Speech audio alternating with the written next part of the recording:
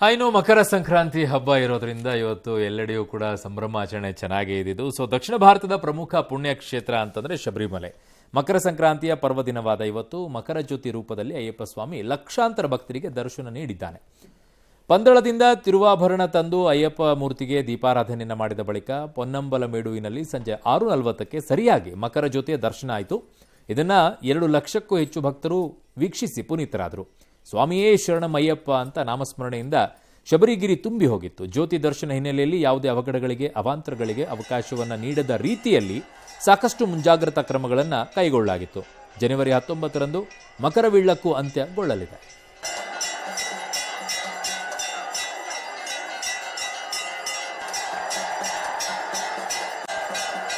ಮಕರ ಸಂಕ್ರಾಂತಿಯ ಉತ್ತರಾಯಣ ಪುಣ್ಯಕಾಲದಲ್ಲಿ ಬೆಂಗಳೂರಿನ ಗವಿಗಂಗಾಧರೇಶ್ವರನನ್ನ ಸೂರ್ಯ ರಶ್ಮಿ ಸ್ಪರ್ಶ ಮಾಡಬೇಕಿತ್ತು. ಇದಕ್ಕಾಗಿ ಅಪಾರ ಭಕ್ತಗಣ ಕಾತರದಿಂದ ಕಾಯ್ತಾ ಇತ್ತು. ಆದರೆ ಮೋಡ ಕವಿದ ವಾತಾವರಣದ ಕಾರಣ ವಿಸ್ಮಯ ಘಟಿಸಲಿಲ್ಲ.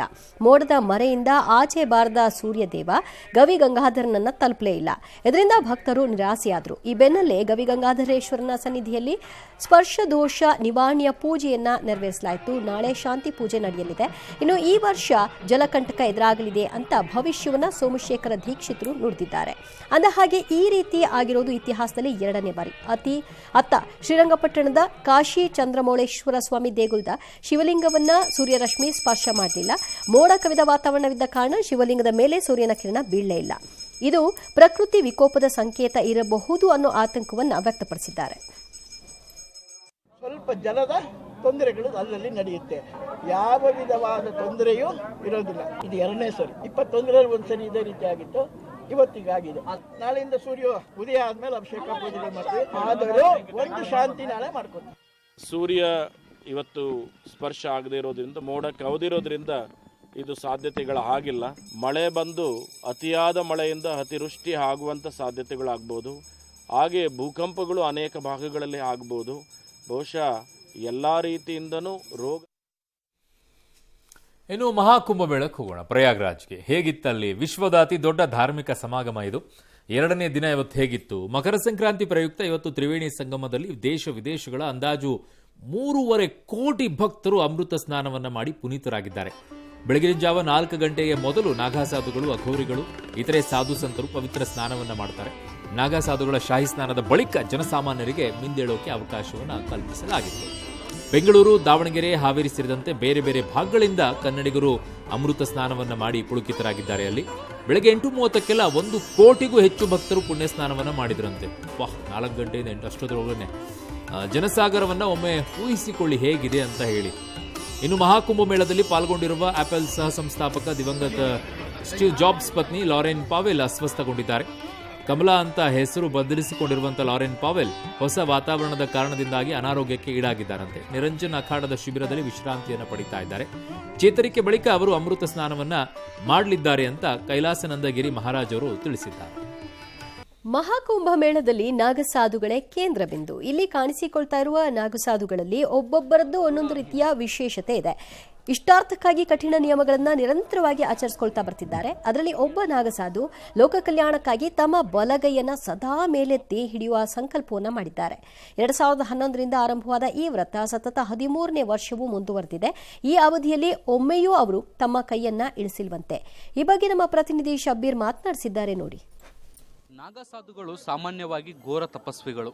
ಒಂದು ನಿರ್ದಿಷ್ಟವಾದಂಥ ಗುರಿಯನ್ನು ಇಟ್ಕೊಂಡು, ಒಂದು ಉದ್ದೇಶವನ್ನು ಇಟ್ಕೊಂಡು ಅದಕ್ಕೆ ಮಹಾ ತಪಸ್ಸನ್ನು ಮಾಡುವಂಥದ್ದು. ಮಹಾಕುಂಭದಲ್ಲಿ ಇಂಥದ್ದೇ ಹಲವಾರು ಉದಾಹರಣೆಗಳು ನಮಗೆ ನೋಡಲಿಕ್ಕೆ ಸಿಗ್ತಾ ಇರುವಂಥದ್ದು. ಮಾತಾಡ್ಸೋಣ ಏನು ಹೇಳ್ತಾರೆ ಅನ್ನುವಂಥದ್ದನ್ನು. ಮಹಾರಾಜ್ आपका शुभ नाम? मैं राधेपुरी ऊर्ध्वा हूँ. आपका ये तपस कर रहे हैं, मतलब हाथ उठा के, ये इसके बारे में थोड़ा बता दीजिए.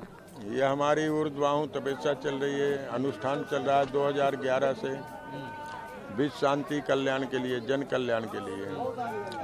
ये पूरा दिन ऐसे ही रहेगा? पूरा दिन नहीं है, 24 घंटा अखंड ऐसे ही चल रहा है. 2001 से 11 से ऐसे ही चल रहा है. सोए हो, उठे हो कभी? कैब से भी देखो. ये दर्द नहीं होगा? दर्द कब होता है? जब अपने लिए कुछ किया जाएगा. अपन तो परमार्थ के लिए कर रहे हैं, परस्वार्थ के लिए कर रहे हैं. परस्वार्थ में कभी भी कोई भी चीज का वो नहीं होता. ठीक है. किस उद्देश्य के लिए कर रहे हैं? विश्व शांति कल्याण, जन कल्याण के लिए. कुंभ मेल में आए हुए कैसे लग रहे हैं आपको? हमको तो बहुत आनंद आ रहा है, व्यवस्था भी बहुत बढ़िया है, क्योंकि हमने कई कुंभ मेला प्रयागराज के भी किया। बाकी इस दफे जो व्यवस्था है बढ़िया व्यवस्था है। ಇದು ಒಂದು ಇಷ್ಟು ಇವ್ರು ಹೇಳುವಂಥದ್ದು. ಕ್ಯಾಮ್ರಾ ಪರ್ಸನ್ ಜಿತೇಂದ್ರ ಕುಮಾರ್ ಜೊತೆ ಶಬೀರ್ ಇಡುಗುಂದಿ, ಪಬ್ಲಿಕ್ ಟಿವಿ, ಪ್ರಯಾಗರಾಜ್. ಇವ್ರದಂತೂ ಕೆಲವೊಂದಿಷ್ಟುಗಳು ತುಂಬ ವಿಶೇಷವಾಗಿದ್ದಾವೆ. ಕೆಲವೊಂದಂತೂ ಇನ್ನೂ ಅನೇಕ ಕಥೆಗಳನ್ನು ಅದರಲ್ಲಿ ಕೇಳ್ತಾ ಹೋಗ್ಬಿಟ್ರೆ ಅವ್ರ ಸ್ಟೋರಿಗಳನ್ನು ಭಾಳ ವಿಶೇಷವಾಗಿದೆ. ಅವ್ರ ಸ್ವಾರ್ಥಕ್ಕೋಸ್ಕರ ಯಾವುದೂ ಇಲ್ಲ. ಅವ್ರಿಗೆ ಏನಾಗಬೇಕಾಗಿದೆ ಎಲ್ಲವನ್ನ ತ್ಯಾಗ ಮಾಡಿ ಹೋದಂಥವ್ರು. ಅದೊಂದು ಕಂಬ ಇಟ್ಕೊಂಡ್ಬಿಟ್ಟು ಅದಕ್ಕೆ ಕೈ ಕಟ್ಕೊಂಡಿರ್ತಾರೆ. ಜಸ್ಟ್ ಮನೇಲಿ ಒಂದು 10 ನಿಮಿಷ ಹಿಂಗೆ ಮೇಲೆ ಇಟ್ಕೊಂಡು ನಿಂತ್ಕೊಳ್ಳಿ, ಕೈಯನ್ನು 10 ನಿಮಿಷ ಮೇಲೆ ಹಿಡ್ಕೊಂಡು ನೋಡ್ಕೊಳ್ಳಿ.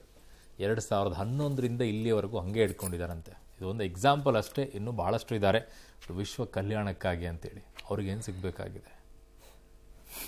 ಈ ಸ್ವಾರ್ಥಿ ಪ್ರಪಂಚದಲ್ಲಿ ಇಂಥವ್ರು ಇರ್ತಾರೆ ಅನ್ನೋದಕ್ಕೆ.